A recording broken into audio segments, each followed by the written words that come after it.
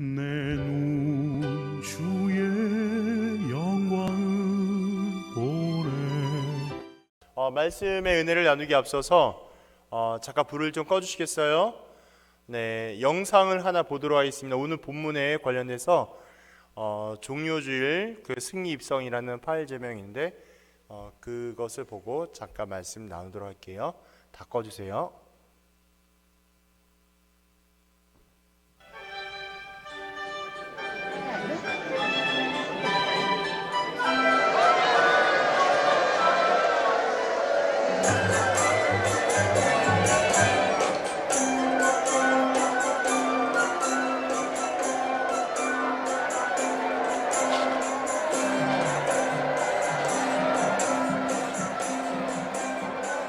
Rabbi, command your disciples to be quiet. I tell you, if they were to be quiet, the stones themselves would begin shouting. Rabbi, we have traveled many days to see you. Good blessed Jesus, you have saved me! Welcome to our city. Hail Jesus!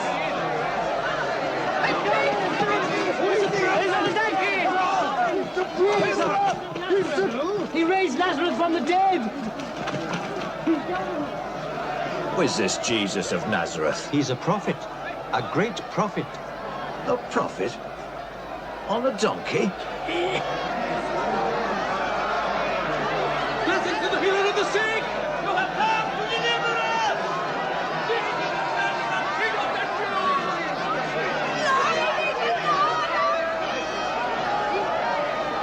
Isaiah said, Jerusalem, daughter of Zion, behold, thy king cometh unto thee, humble and meek. Honor to the Lord, Son of David. Master, you are the hope of Israel! You are our prophet and our savior. He's here. Hosanna, Hosanna to the Son of David. Hosanna,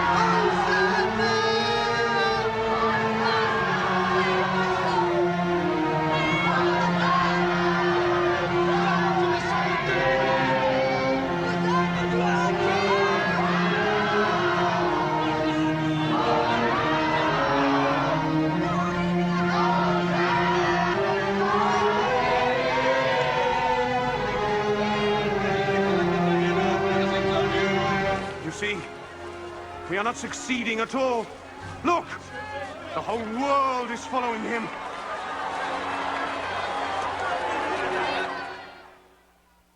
예, 이제 불을 켜주시면 되겠습니다. 자, 오늘은 무슨 날일까요? 네, 맞아요. 주일로 구별하면 종료주일입니다. 오늘은 종료주일인데요. 제가 이 영상을 왜 보여드렸냐? 오늘의 제가 말하고자 하는 그 본문의 아주 중요한 장면을 소개하고 있기 때문에 그렇습니다. 예수님께서 나귀를 타고 예루살렘 성에 입성하실 때에 많은 사람들, 많은 무리들, 여기서 많은 무리라고 이야기하면 유대 사람들도 있겠고 또 예루살렘 지역 안에 있는 이방 사람들, 모든 사람들을 지칭합니다. 많은 사람들이 종려나무 가지를 흔들고 호산나 호산나 라고 외치며 예수님을 환호해서 이렇게 기념하는 또 날을 보게 되는데요. 이게 왜 기념이 되는 것이냐? 왜냐하면 예수님의 십자가의 사역에서 이 예루살렘 입성하는 의미가 매우 중요하기 때문에 그렇습니다. 또 이따가 나누겠지만 종려나무의 가지의 의미는 승리, 영광이라는 뜻을 담고 있어요. 이들이 예수님을 보면서 환호하면서 승리의 왕, 영원하신 왕, 우리의 구원자라고 환호성 외치며 환영하는 그들의 모습 가운데는 그들의 간절한 바람도 담겨져 있음을 알 수 있게 됩니다. 그러나 예수님이 예루살렘의 입성은 무슨 의미를 담고 있을까요?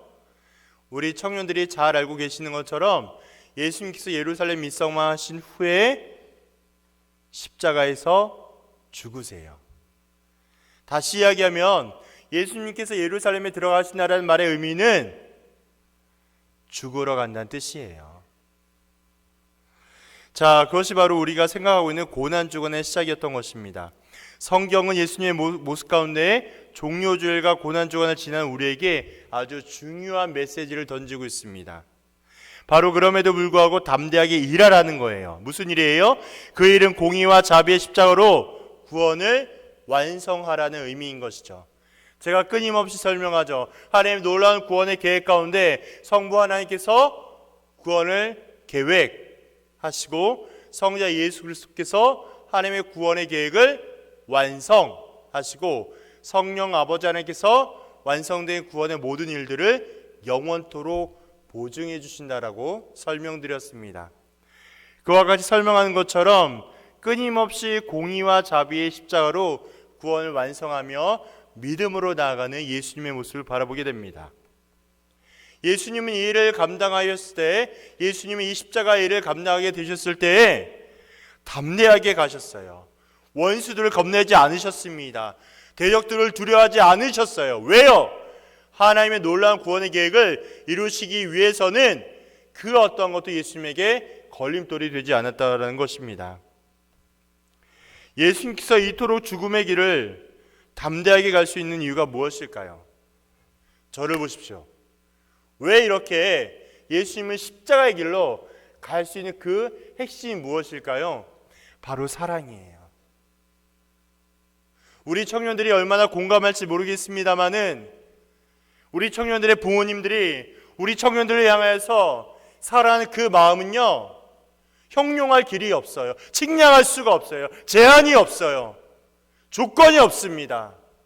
그리고 끝이 없습니다.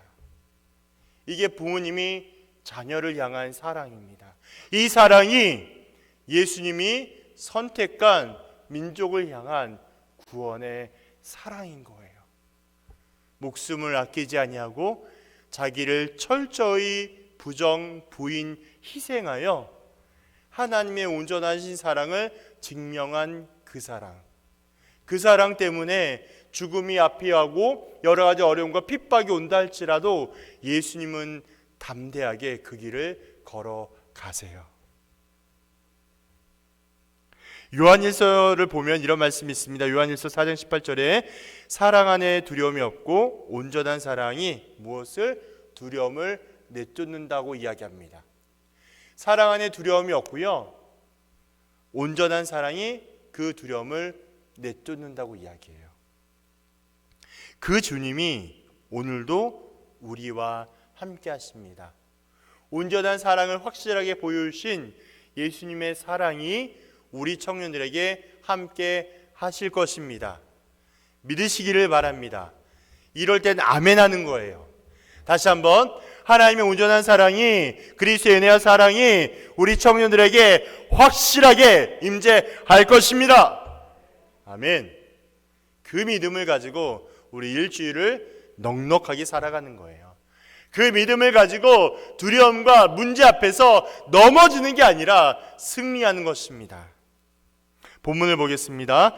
예수님과 그의 제자들은 이제 여리고를 등지고 올리브산 위에 올라가서 예루살렘에 내다볼 수 있는 곳, 어디예요? 오늘 벳바게라고 표현되어 있어요. 올리브산이라는 곳과 벳바게의 감난산과 똑같은 의미로 보시면 되겠습니다. 그때는 유월절 무렵이었어요. 유월절이 어떤 날일까요? 패스오버. 영어가 또 그런데요. 넘어가는 거예요.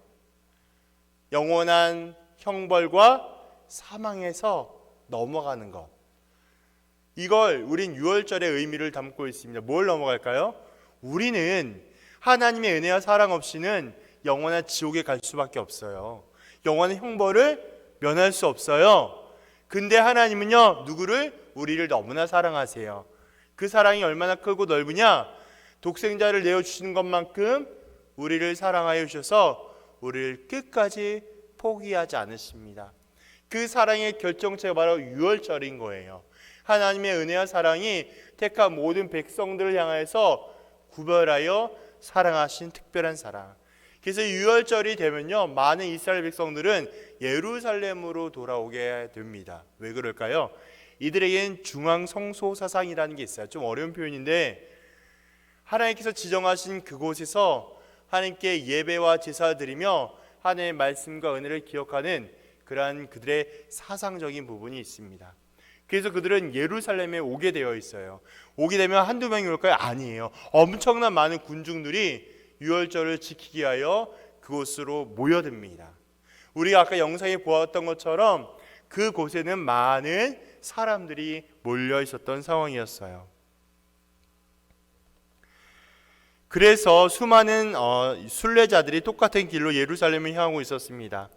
따라서 예수님은 많은 무리 가운데 아무의 눈에 띄지 않게 조용히 예루살렘의 성에 들어갈 수도 있었어요. 그런데 예수님은 어떠했을까요? 분명히 조용히 갈 수 있었던 상황에도 불구하고 그렇게 가지 않으셨어요. 오히려 많은 사람들에게 주목을 받고 자신에게 집중하게 하는 또한 모습들을 보게 합니다. 그 말씀이 7절과 8절에 있습니다. 또한 사복음서를 보면 예수님께서 육지에서 무엇인가 타고 여행하신 것을 찾아보기가 힘이 들어요.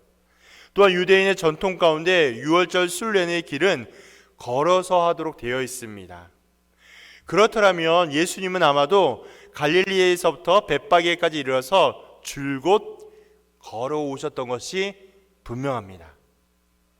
그렇더라면 예수님은 나머지 거리를 굳이 나귀를 타고 오지 않아도 되셨어요. 다시 바꿀게요. 예루살렘에 입성하실 때 나귀를 굳이 타지 않아도 되실 예수님께서 나귀를 타고 왔다? 이건 의도가 있는 행동이에요. 이건 계획이 있는 행동이에요. 무슨 계획일까요? 차츰 설명드릴게요. 그럼에도 불구하고 예수님은 거의 도착하여 굳이 탈 이유도 없는 나귀를 타고 다니심에는 분명한 이유가 있는데요. 마태는 이러한 예수님의 행동이 메시아적 이해해야 함을 구약 성경을 통하여 이해하도록 4절과 5절에서 말씀하고 있습니다. 제가 읽어드리겠습니다. 5절, 시온 딸에게 이르기를 내 왕이 내게 임하나니 그는 겸손하여 나귀 곧 멍에 매는 짐승의 새끼를 탔도다 하라. 여기에 나와 있는 말씀처럼 예수님께서는 예루살렘에 입성하여 주실 때에 나귀를 타고 들어오는 상황을 보여주셨습니다. 예수님의 예루살렘의 입성이 갈람산에 시작되었다는 것은 다윗의 경험을 역설적으로 인용하고 있어요. 다윗은 예루살렘에 올라갈 때에 올리브산을 통하여 애통 어려운 마음으로 지나가게 되었는데요. 이제 다윗의 아들 예수님은 그곳에 올라갈 때에 많은 이들로 하여금 환호를 받으며 올라가고 있습니다. 또한 마태는 다른 복음서와 다르게 나귀와 새끼 곧 두 마리의 동물로 언급하고 있는데요.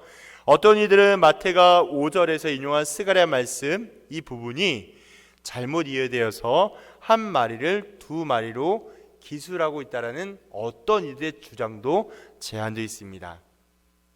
그러나 구약 성경에서 누구보다도 익숙한 마태가요, 그러한 실수를 했을 것은 적절하지 않아요.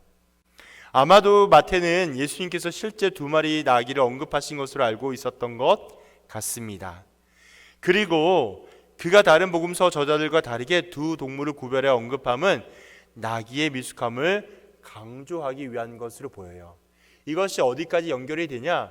예수님께서 얼마나 겸손하고 섬기는 자인지를 더욱더 강조하기 위함을 나중에 깨닫게 되죠. 곧 나귀 새끼를 어미와 함께 언급함으로써 그 새끼가 아직 어미로부터 독립하지 못할 정도의 미숙한 상태임을 의도한 것 같습니다. 실제로 그 새끼가 나귀 새끼가 아주 미숙하여서 전에 사람을 태워본 적도 없었기 때문이에요. 마가복음에 보면 나와 있죠. 많은 무리 가운데 놀라지 않고 예수를 태우고 가기 위하여 그 어미의 동반은 매우 필요했던 상황이었습니다. 마태는 이렇게 함으로 인하여서 예수님의 상징적인 의미 있는 행동이 대중적인 기대와 다르게 실제로 이분이 구약에 예언한 메시아라는 사실을 밝히 확실하게 구별하기 위함을 보게 합니다. 또한 제자들이 자신의 겉옷을 두 마리의 나귀에 얹어놓고 예수님께 두 마리 나귀 위에 타셨다라고 설명하고 있습니다. 이것은 예수님께서 두 마리 위에 동시에 걸터 앉으셨거나 번갈아 타셨음을 의미하는 것으로는 보지는 않아요. 새끼 나귀가 너무나 미숙하기 때문에 어미 나귀의 어느 정도 의지하는 모습을 그려주는 것으로 보여지고 있습니다. 예루살렘으로 들어오는 예수님의 행진에 대해서 많은 사람은 다윗의 자손이라고 환호하고 있지만 스가랴의 말씀에 비추어 이해했을 것이며, 따라서 많은 사람들은 예수님을 자신들이 기다렸던 다윗의 자손인 메시아로 인식하고 있습니다. 이런 열렬한 환호에 대해 예루살렘의 사람들은 어찌할 바를 몰라 소동하게 되었지만 여전히 그가 누구인지를 모르고 있어요. 예루살렘의 이러한 질문에 무리들이 대답합니다. 이분은 갈릴리 나사렛에서 오신 선지자 예수라. 우리 청년들이 이 본문을 바라보게 될 때에 예루살렘에 입성하신 예수님의 모습을 상상하게 될 때에 꼭 잊지 않고 이해해야 할 배경이 있어요. 뭘까요? 제가 끊임없이 반복하여 설명드리지만 당시의 유대 사람들은 이 메시아 사상이 예수님의 구원 사역과 전혀 달랐어요. 완전 정반대예요. 그들은, 그 유대 사람들은요, 가장 강력하고 힘 있고 돈 있고 또 부강한 나라를 세워줄 유일한 지도자를 원했던 거예요. 그래서 이들에게는 막강한 힘을 보여줄, 마치 다윗 시대 다윗 왕조의 왕처럼 힘 있는 왕을, 힘 있는 지도자를 그리워했던 거예요. 그 사람이 메시아라 생각했어요. 그런 자가 바로 이 예수라고 생각했을 거예요. 근데 우리 예수님은 그런 기대와 전혀 달랐어요. 제가 끊임없이 말씀을 드리죠. 예수는 죽으러 오셨어요. 왜요? 우리의 죄를 위하여서, 우리를 온전하게 깨끗하게 하시기 위하여 죽으러 오신 것입니다. 그러므로 그들이 생각하는 메시아와 예수님이 선포하고 교훈하는 메시아는 전혀 달랐음을 잊지 마셔야 합니다. 자, 이제 우리에게 주시는 교훈이 무엇인가요? 첫 번째는요, 예수님의 모든 이야기는 성경의 예언대로 이루어진 사건들입니다. 성경의 예언대로 이루어진 사건들인데요, 예수님의 탄생과 죽음, 부활은 모두 성경의 예언대로 이루어진 실제적인 사건이에요. 따라서 메시아에 대한 스가랴 9장 9절의 예언이 정확하게 이루어진 것처럼 예수님의 재림도 반드시 완성됩니다. 물론 재림의 때 예수님은 더 이상 새끼 나귀가 아니라 승리의 백마를 타고 세상에 임하게 될 것이며, 하나님 나라의 완전하고 영원한 왕의 권력으로 온 세상을 심판으로 오게 되실 것입니다. 제가 끊임없이 말하고 있죠. 우리 유초동무 어린 친구들에 대해 이야기하고 있지만 모두 다 죽어요. 죽어야만 해요. 왜 그럴까요? 죽어야지만 부활을 경험하기 때문에 그렇습니다. 죽어야지만 그 이후에 영원한 생명이신 예수님을 온전히 경험할 수 있어요. 그래서 믿는 자나 믿지 아니하는 자나 모두 다 죽습니다.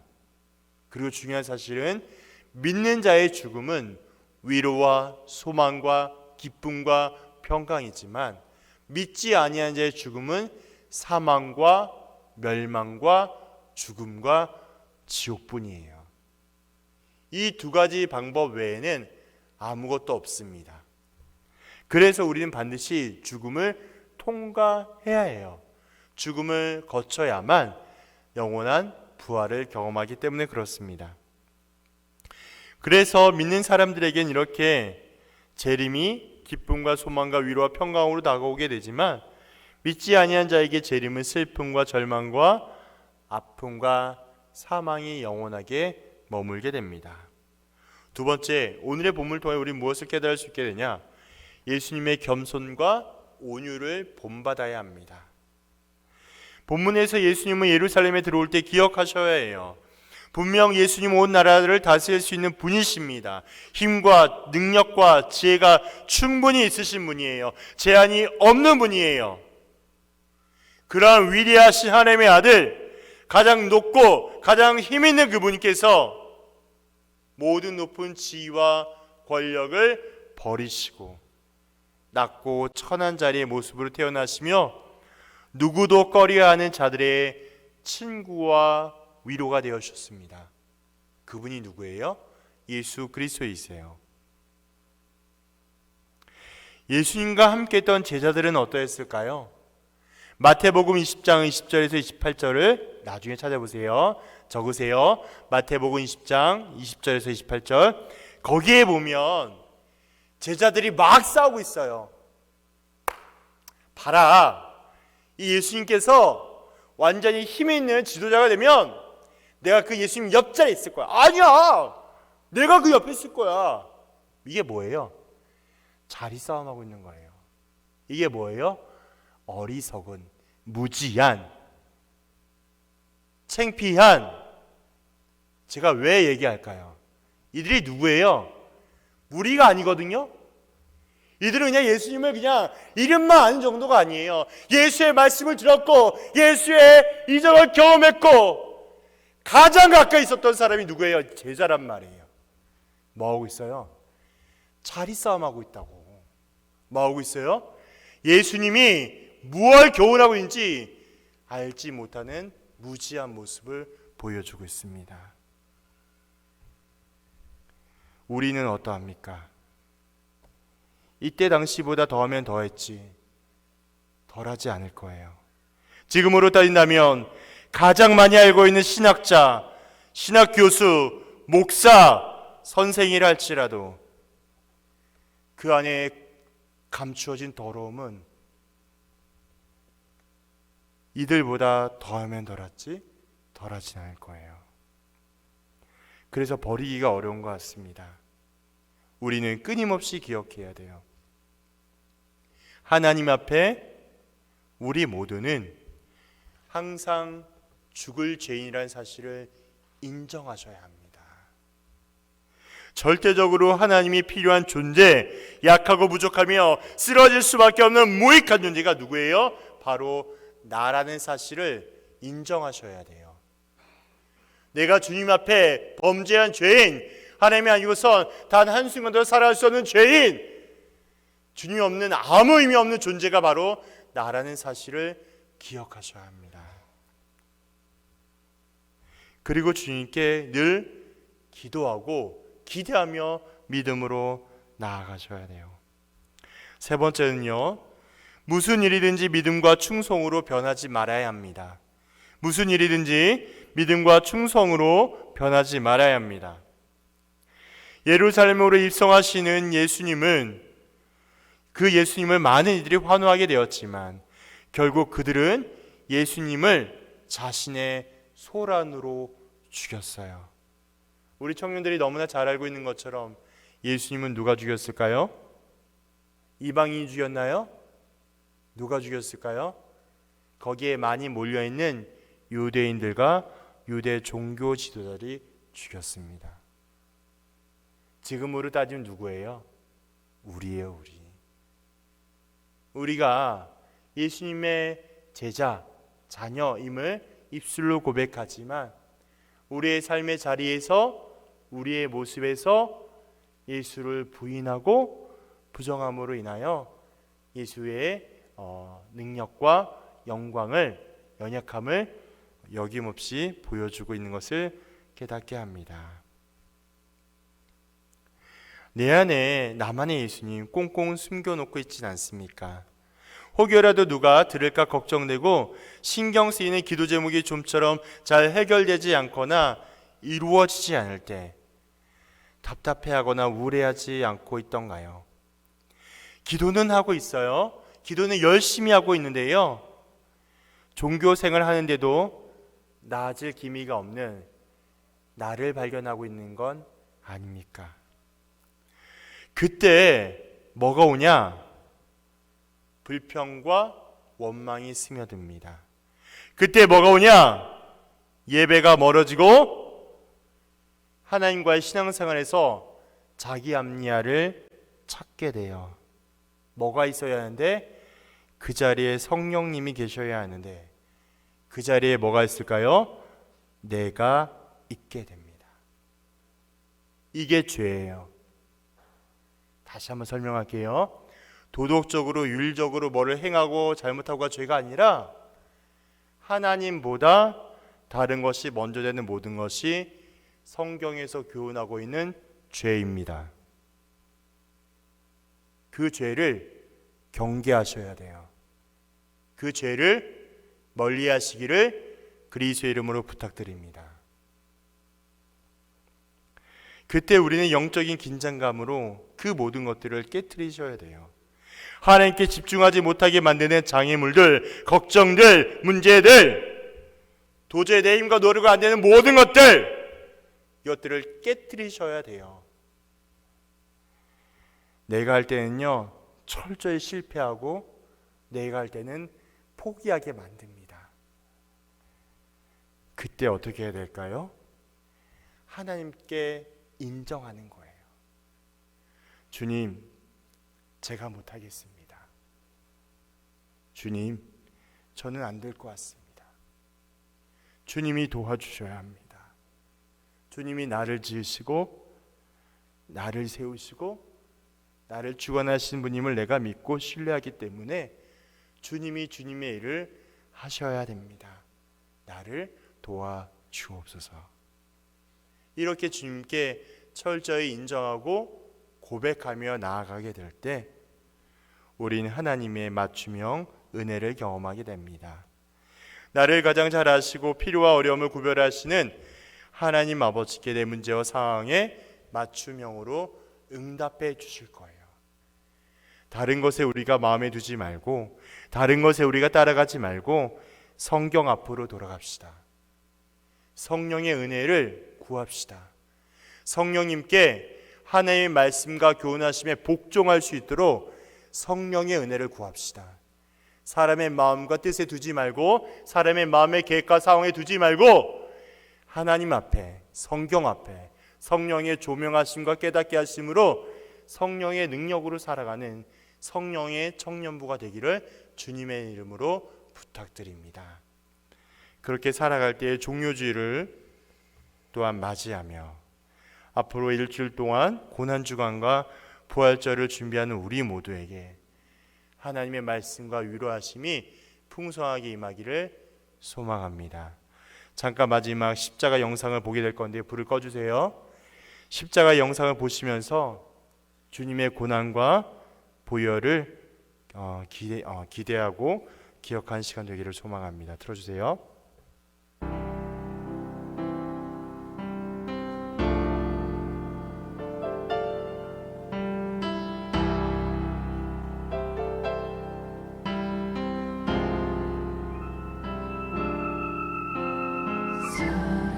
사랑하셔서 오시었네. 말씀하신 대로 본이 되신 예수, 얼마나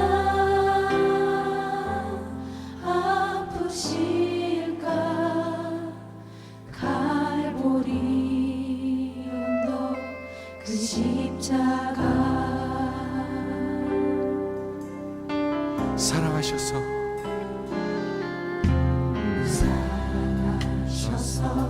오시었네.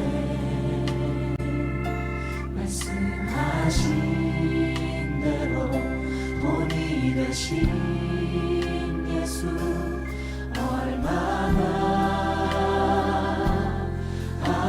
아프실까. 갈보리 언덕 그 십자가 피 흘림 없이 이룰 수 없네. 고난받을 이유 없으신